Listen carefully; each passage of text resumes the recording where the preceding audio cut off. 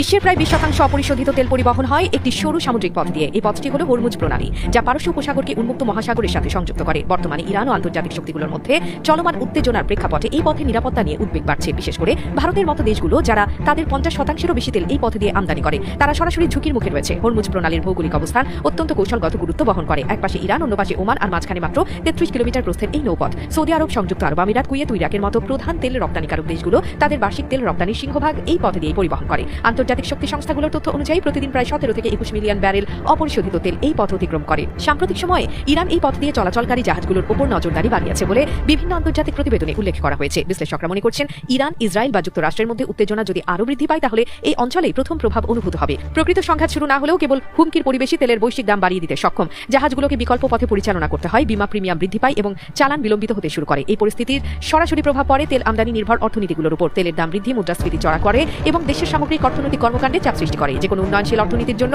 জ্বালানি নিরাপত্তা অত্যন্ত গুরুত্বপূর্ণ। এই নিরাপত্তা যদি হুমকির মুখে পড়ে, তাহলে অর্থনৈতিক প্রবৃদ্ধি ধীরগতির হয়ে পড়তে পারে।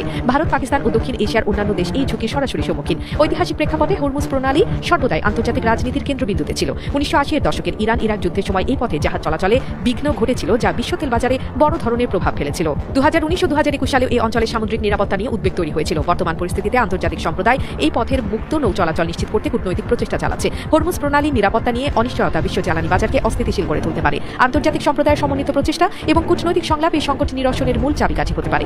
সময় বলে দেবে এই সংকটময় পরিস্থিতি থেকে বের হওয়ার পথ কোনটি।